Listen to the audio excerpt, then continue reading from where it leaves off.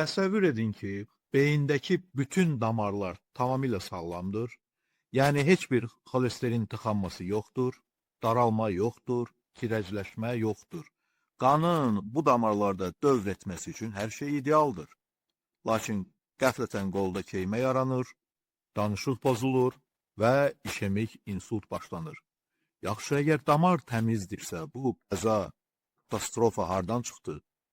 Demək ki, günah beyin damarlarında deyil. Günahkar beyinə birbaşa elə bil ki, daş fırladan elə öz ürəyidir.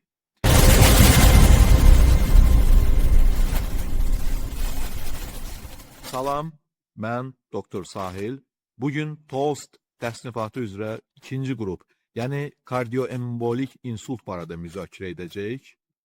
Bütün işemik insultların təxminən 20-30% məhz bu qrupa aiddir. Elə TOST təsnifatı da həkimlərə məhz işemik insultların arasında olan fərqi anlamağa kömək edən bir 5 qrupluq sistemdir. Birinci qrup haqqında ötən videoda danışdıq, böyük damar aterosklerozu barədə. Amma bugün isə kardioembolik insult tamamilə fərqli bir mexanizmlə qeyd edilən insult barəsindədir. Burada beyin sadəcə bir qurbandır, əsl səbəbkar isə ondan uzaqdadır, ürəkdir. Ürək bu trombları bayaq dediyim kimi elə bir daş kimi istehsal edərək beyin damarlarına göndərir. Və əgər həkimlər bu mənbəni tapmasalar və bu mənbəni müəyyən etməsələr, bu halda həm ölüm şansı, həm təkrar insultda morbidlik ehtimalı kifayət qədər yüksək olur. Yaxşı, əgər ürək normalda qanı dayanmadan sürətlə nasos kimi işləyərək göndərirsə, dövr edirsə, necə olur ki, ürək qan laxtası istehsal edən bir fabrikə çevrilir? Yüksək riskli mənbələr mexaniki süni ürək qapaqları, mitral stenoz qulaqcıq fibrilyasiyası ilə birlikdə olduqda, qulaqcıq fibrilyasiyası daimi və ya paroksizmaldırsa, sol qulaqcıq çıxıntısı, apendic və yaxud sol mədəcikdə tromb varsa, xəstə sinus sindromu halı deyilən xüsusi bir vəziyyət, yeni keçirilmiş miokard infarktı, burada son 4 həftə ərzində miokard infarktı nəzərdə tutulur, dilatasyon kardiomiyopatiya, sol mədəciyin akineziyası, yəni post-infarkt segmentar divar hərəkət pozulması, infeksiyon endokardit, sol qulaqcıq daxili şişlər. Bütün bu yüksək risk qrupu qan dövranının, daha doğrusu qanın hərəkətini qulaqcıq və ya mədəcik daxilində durğunluğu ilə əlaqəli olan patologiyalardır. Orta riskli mənbələr isə dedikdə, bu patologiyalar emboliya riski daşırsa da digər səbəblər, məsələn, ateroskleroz olması ehtimalı nəzərdən qaçırılmamalıdır. Bura aiddir mitral qapaq prolapsı, mitral qapaq həlqəsinin kalsifikasiyası, aortal stenoz və ya kalsifikasiya, açıq oval dəlik, qulaqcıqarası çəpərin anevrizması, sol mədəcik hipokineziyası, qlobal və ya qeyri-spesifik, bioloji süni qapaqlar, qeyri-infeksiyon endokardit, köhnə miokard infarktı, yəni təzə miokard infarktı bir aya qədər olan əgər yüksək risk idisə, bir aydan sonra, lakin 6 aydan az olansa, orta risk qrupuna daxildir. Səbəblərin, yəni siyahının başında qulaqcıqların fibrilyasiyası, atrial fibrilyasiya gəlir. Gəlin indi bunu anlamağa çalışaq. Nə üçün atrial fibrilyasiyada laxtalanma, laxta, tromb yaranır? Qan yalnız dayanmadan müəyyən bir sürətlə axdıqda maye halında qalır. Qan mütləq hərəkətdə olmalıdır. Əgər hər hansı bir səbəbdən hərəkətsiz qalarsa, dərhal laxtalanmağa başlayır. Qulaqcıqların fibrilyasiyası, yəni qulaqcıqların səyriməsi, qulaqcıqların normal şəkildə ritmik olaraq yığılıb açılması əvəzinə, onun kaotik olaraq titrəməsi, daha doğrusu səyriməsi deməkdir. Və bu halda qulaqcıqlar bu cür səyridikdə, xüsusilə onun sol qulacıq artımı adlanan kiçik bir cibində, artım hissəsində qan bir bataqlığa bənzər bir gölməçəyə çevrilir, göllənir və bu hərəkətsiz qan çox qısa müddətdə jeleyə bənzər bir laxtaya, yəni tromba çevrilir. Sonra isə ürək bir anlıq güclü bir təkanla döyünəndə həmin laxtanın özü və ya bir hissəsi yerindən qoparaq birbaşa beynə doğru gedir və nəticədə dediyimiz embolik insult yaranır. Maraqlıdır ki, ümumiyyətlə qulaqcıqların fibrilyasiyası yüksək riskdir, amma onun özündə də lone AF, yəni yalnız qulaqcıq ya tənha qulaqcıq fibrilyasiyası da ayırd edilir. Əgər belə deyək, qulaqcıq fibrilyasiyası belə yüksək riskdirsə, onda o zaman nə üçün yalqız atrial fibrilyasiya fərqli qəbul etməliyik? Bu maraqlı bir yanaşmadır. Məsələ burasındadır ki, qulaqcıq fibrilyasiyası adətən ürək xəstəlikləri olan, yüksək qan təzyiqi, ürək çaşmazlığı, klapan xəstəlikləri, daha doğrusu ürək qapağı xəstəlikləri, ürəyin işemik xəstəlikləri, digər kardiomiyopatiyalar olan yaşlı şəxslərdə yaranır. Və bu tənha atrial fibrilyasiya dediyimiz şəxslərdə isə bunların heç biri yoxdur, gənc bir insandır, sadəcə bir ritmik pozulmadır. Amma digər problemləri olan şəxslərdə isə miokardın özündə, ürəyin toxumasının özündə artıq dəyişikliklər var və onlarda insult riski tənha atrial fibrilyasiyaya nisbətən daha yüksəkdir. Bax, ona görə də onları bir-birindən bu cür ayrıma qəbul edilir. Xüsusi bir hal barəsində danışmaq istəyirəm. Bu, əslində kardioloqlara aidolan məsələdir, amma nevrologiya üçün də çox maraqlıdır. Ekokardioqrafik müayinədə sol qulacıqda görünən və tibbi dildə spontaneous echo contrast, spontan echo contrast adlanan, SEC adlandırılan və xalq arasında da, eləcə də həkimlər arasında da tüstü kimi adlanan bir vəziyyət. Bu əslində qan durğunluğunu, qanda artıq durğunluq əlamətlərinin göstəricisi kimi nəzərdən keçirilə bilər. TOS təsnifatında sol qulacıqda və sol qulacıq artımında görünən bu tüstü birbaşa olaraq, bəzən hətta sol mədəcikdə də görünə bilir bu görüntü.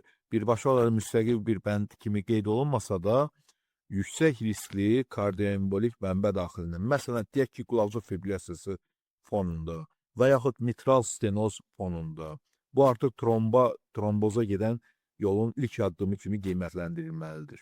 Bu fenomen də qan axınının sürətinin kəskin azalması, staz nəticəsində eritrositlərin bir-birinə yapışması, aqreqasiyası nəticəsində yaranır. Bir staz göstəricisidir, bir qan gölməçəsi yaranması göstəricisidir və trombdan öncəki mərhələdir. Yəni, tüstü olan yerdə od da olacaq. Nə vaxtsa o tüstülənirsə, arxasınca od obrazı desək, yəni tromb gələcək. Və əlaqədar vəziyyətlər çox zaman qulacıq fibrilyasiyası, mitral stenoz və sol mədəciyin funksional çatışmazlığı, yəni aşağı atın funksiyasının aşağı olduğu vəziyyətlərdir. TOS-da klinik əhəmiyyət ondan ibarətdir ki, birbaşa olaraq qeyd olunmasa da, xəstədə insult olubsa və exoda tromb tapılmasa da, intensiv tüstü bu dırnaq içərisində SEC görünürsə, bu kardioembolik insult TOS-2 ehtimalını kəskin şəkildə artırır. Və əgər xəstədə paroksizmal qulacıq fibrilyasiyası hələ sənədləşdirilməyibsə, bu tüstünün görülməsi ritm monitorizasiyasının, yəni Holter monitoringin daha uzun müddətli aparılması üçün ciddi bir göstərişdir. Ona görə də sol qulacıqda tüstü var, amma tromb yoxdur. Bu o deməkdir ki, tromb hər zaman ola bilər və artıq tromb olub, emboli olub və yerində sadəcə tüstüsü qalıb. Digər bir yüksək risk miokard infarktıdır. Burada da məsələ burasındadır ki, miokard infarktı keçirəndə ürəyin əzələ toxumasının bir hissəsi məhv olur və ölmüş toxuma artıq yığılıb açıla bilmir və sadəcə hərəkətsiz bir divar kimi, ölü bir zona kimi qalır. Ürək nasos kimi işləyərkən sağlam hissələr hərəkət edir, amma infarkt zonası, yəni o ölü zona təpənmir. Yenə də dediyimiz qayda işə düşür. hərəkətsiz qalan, tərpənməyən o zonanın üzərində qan axını ləngiyir, orada toplanır və laxtalanır. Üstəlik, infarkt keçirmiş ürəyin daxili səthi iltihablı və zədəli olur. Yəni, struktura orada artıq pozulur və bu da qanı daha çox cəlb edir. Və beləliklə, qan hüceyrələrinin oraya yapışmaq ehtimalı daha da artır. Məhz buna görə də, xüsusilə infarktdan sonraki ilk 4 həftə ən təhlükəli dövrdür. Çünki burada, belə deyək, bu yara hələ yenidir. Orada yaranan laxtalar çox asanlıqla kopub, beyinə gedə bilərək insult yarada bilir. Yəni, təsəvvür edin, həm insan miokard infarktı keçirsin, həm də onun insult olma ehtimalı vardır.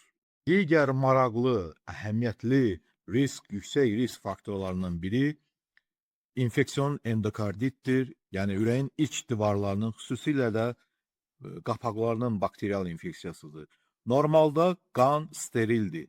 Amma fərz edək ki, hər hansı bir cərrahi müdaxilə və ya hətta adi diş çıxarılması zamanı qana aqressiv bir bakteriya düşür və immun sistemi hər hansı bir səbəbdən o bakteriya ilə mübarizə apara bilmir.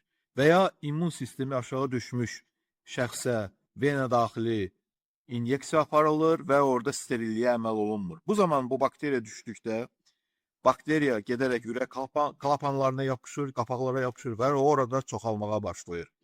Bədənin immun sistemi və qan laxtalanma hüceyrələri bu bakteriyaları məhv etmək üçün onun ətrafına toplaşır və qan hüceyrələri və laxtadan ibarət də bir vegetasiya adlanan tumurcuqlanma deyək buna, adlanan böyük bir, iğrənc bir kütlə yaranır.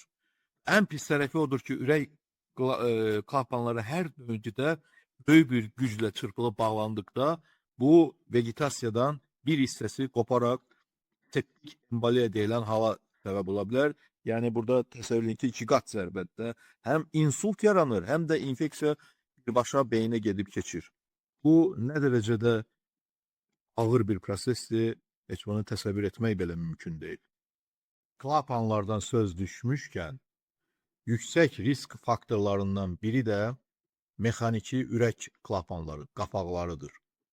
Bu klapanlar adətən titan və ya pirolitik karbon kimi çox dözümlü sintetik materiallardan hazırlanır. O qədər dözümlüdür ki, ömürlükdür. Amma elə ömürlük olduğu üçün də şəxslər, əməliyyat olunmuş şəxslər ömürlük yüksək effektiv qandırıldıcı istifadə etməlidirlər. Hətta bir gün belə istifadə etməsələr həmin qandırıldıcını, orada klapanların ətrafında tromb yarana bilər. Və çünki bu tamamilə bir yad cisimdir orqanizm üçündür və orqanizm bu yad cismi zədələnmiş bir hissə kimi qəbul edir və təcili olaraq laxtalanıb yaranı bağlamaq adı ilə tromb yaratmaq prosesi başlaya bilər. Ona görə bu şəxslər daim qandırıldıcı varfarin və yaxud birbaşa oral antikoagulyantlar qrupuna aid olan dərman maddəsi qəbul eləməlidirlər. Bir haşiyə kimi çıxıb, məşhur kino aktyor Arnold Schwarzenegger 1997-ci ildə qapaq əməliyyatına məruz qalmışdır və onun qarşısında seçim vardı. Ya metal qapaq qoymalıydı, ya da ki, homograft və yaxud allograft, meyitdən götürülmüş qapaq qoymalıydı. O, homograftı seçmişdi, məhz elə qandırıldıcı qəbul etməmək şərti ilə. Amma homograftın müəyyən müddəti var və bir müddətdən sonra o qapaq dəyişdirilməlidir. 2018-ci ildə qapaq dəyişdirmə əməliyyatına keçərək bu dəfə biomaterialdan, yəni inək materialından hazırlanmış qapaq qoymuşdur. İnək belə biomaterial, inək və ya donuz toxumasından hazırlanmış materialların fərqi ondan ibarətdir ki, onlar orqanizmə həddən artıq yad cisim ehtimalı vermir, amma yenə də işemik insulta risk yaradır, orta risk qrupuna daxildir. Onlar ona görə immun sistemi çox qıcıqlandırmır ki, orada hüceyrəsizləşdirmə belə deyək ki, proseduru aparılıb və qapağın ümumiyyətlə özü bioloji toxuma olduğu üçün immun sistem ifrat reaksiya vermir və qapaqlar difuziya yolu ilə qidalandığı üçün, damarlar olmadığı üçün qapaqlarda immun sistemin damar yolu ilə gəlib qapağı müəyyən təsir göstərərək laxtalanma, tromb yarada bilmir. və ona görə də bu səbəbdən belə şəxslər orta risk qrupuna daxil olduğu üçün ağır təsirli preparatlar, antikoagulyantlar yox, antiaqreqatlar qəbul etməlidirlər. Lakin yenə də qeyd edək ki, bu qrupda orta riskə daxildir. Mühüm diaqnozlardan biri də PFO, Patent Foramen Oval, açıq oval dəlik. Məsələ burasındadır ki, ana bətnində olarkən oksigenli qan anadan göbək ciyəsi vasitəsilə gəlir və birbaşa ürəyin sağ tərəfindən sol tərəfinə keçir. Bunun üçün də sağ və sol qulaqcıqlar arasında təbii açıq bir dəlik olur. Bax, bu oval dəlik adlanan dəlik ana bətnində olanda tam açıq bir şəkildə normal fizioloji tunel kimi fəaliyyət göstərir.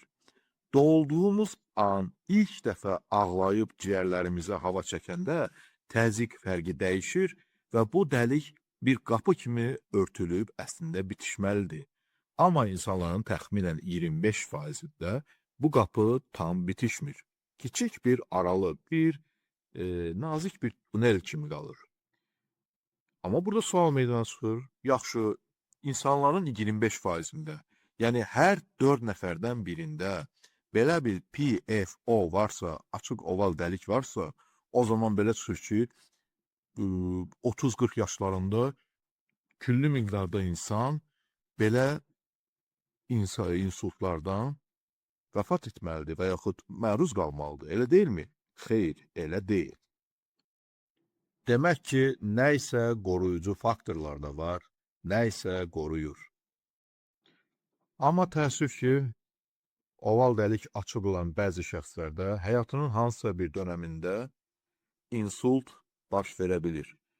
Əslində, burada belə deyək də, bədbəxt hadisələrin şanssızlığın, bəxtsizliyin bir zənciri kimi qeyd etmək olar. Çünki təkcə açıq oval dəliyin olması insult olmaq üçün kifayət etmir. Bunun üçün dərin venalarda, çox vaxt aşağı ətrafların venalarında bir tromb yaranmalıdır və o tromb qan dövranına düşməlidir. Qan dövranına düşərək ürəyin sağ qulaqcığında keçən anda təzyiqlər fərqi yaranmalıdır. Yəni, təsəvvür edin də, həmin anda, məhz o tromb keçən anda xəstə öskürməlidir, ya ağır bir nəsə yük qaldırmalıdır, güc verməlidir və bu halda təzyiqlər fərqi olduqda sağ qulaqcıqdan birbaşa sol qulaqcığa oval dəlikdən keçərək belə bir şanssızlıqla insult yarada bilər. Yəni, əks halda həmin o tromb gedib pulmonar emboliya yarada bilər. O da yaxşı bir hal deyil, amma hər halda insult daha təhlükəli, daha xoşa gəlməz, daha arzu olunmazdır. Bu hal paradoksal emboliya adlanır. Nəyə görə paradoksal? Çünki venal sistemdə yaranan tromb sağ qulaqcıqla sağ mədəciyə, sonra ağciyərlərə getməlidir. Amma burada birbaşa sola keçdiyi üçün paradoks olaraq venadan, yəni ağciyər qan dövranını adlayaraq ora getmədən arterial sistemə düşərək və birbaşa beyinə gedərək insult yaratdığı üçün bu paradoksal emboliya adlanır. Bir məsələni qeyd etmək lazımdır ki, açıq oval dəliklə bağlı orijinal TOS tədqiqatında əslində ikinci qrupa daha çox ayırd edilirdi, kardioembolik insulta ayırd edilirdi. Lakin son zamanlarda bu münasibət dəyişmişdir və kardioembolik insult olaraq yox, yəni açıq oval dəlikdə dərin venalların trombozu aşkar edilirsə, bu problem elə laxtalama sistemi ilə və yaxud dərin venaların özü ilə bağlı əlaqələndirildiyi üçün bu problemi kardioembolik insult ikinci qrup deyil, 4-cü qrup digər insultlar qrupuna daxil edilir və müalicə olaraq da burada problem əgər sırf açıq dəliyin aradan qaldırılmasıdırsa və bu müalicə aparılır. Məntiqi cavabı da var. Çünki belə şəxslərə antikoagulyant terapiyasında lazım deyil. Məhz o PFO-nun bağlanması, invaziv müdaxilə gələcək insult hallarının təkrarlanmasının qarşısını ala bilir. Orta risk mənbələrindən söz düşmüşkən, maraqlı diaqnozlardan da biri ASA, atrial septum anevrizmasıdır. Qulaqcıq arası çəpərin anevrizması. Bu nə deməkdir? Təsəvvür edək ki, ürəyin sağ və sol qulaqcıqları arasında deməli divar, septum bir çəpər kimi. Həmin bu septum normalda düz və möhkəm olmalıdır. Amma bəzi insanlarda bu divarın bir hissəsi çox boş, elastik və yellələn olur. Bu yellənmə nə deməkdir? O deməkdir ki, hər ürək döyüntüsündə tezlik xüsusilə dəyişdikdə bu divar gah sola, gah sağa qabarır. Yəni şişkinlik kimi, şar kimi hesab edin ki, bir tərəfə şişir. Və bu davamlı yellənmə hərəkəti divarın kənarlarında kiçik qan axını, burulğanları yaradır. Kənd uşaqları bilir, çay qırağında elə burulğan yaralandıqda adətən orada bir durğunluq da qeyd olunur və orada adətən yosun, mamır, yəni belə bitkilər də yarana bilir. Ona görə bu mənada bu cür halda orta risk qrupuna daxildir. Klinik əlamətlərə gəldikdə isə düşünürəm ki, məhz bu kardioembolik insultun klinik mənzərəsi imkan vermir ki, klinik əlamətlərlə hemorragik insultu, işemik insultdan ayırt edə bilək. Çünki burada məhz qəfil, maksimum defisitlə başlanğıc, kortikal əlamətlərin böyük, belə deyək, daha çox əlamətlərin qeyd olunması, şuurun qəfil pozulması, bütün bunlar imkan vermir ki, hemorragik insultu, işemik insultu klinik olaraq ayırt edə bilək. Və ona görə də məhz bu kardioembolik insultun klinik mənzərəsinin bu cür şiddətli olduğu üçün və hemorragik insultun da klinik mənzərəsi adətən şiddətli olduğu üçün klinik olaraq onları bir-birindən, işemik insultu, hemorragik insultu bir-birindən ayırt etmək mümkün deyil. Mütləq və mütləq kontrastsız kompüter tomoqrafik müayinə lazımdır.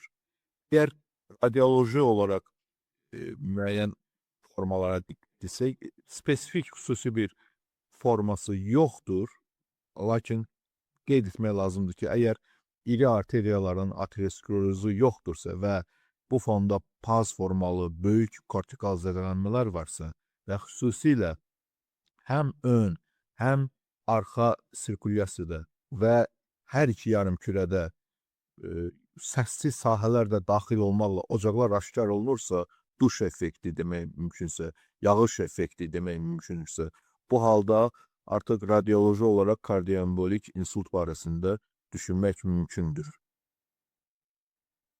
Diferensial diaqnostik alqoritmə gəldikdə isə ilk növbədə böyük arteriya aterosklerozunu inkar etmək üçün damarların görüntülənməsi müayinəsi, kompüter tomoqrafik və ya maqnit rezonans angioqrafiya və ya digital rəqəmsal angioqrafiya aparılır və damar mənfəzi yoxlanılması zamanı əgər 50%-dən yuxarı stenoz və ya damarın ümumiyyətlə tutulması varsa, bu TOST2 diaqnozunu artıq şübhə altına alır. Diaqnoz TOST1, yəni iri arteriya aterosklerozu deməkdir.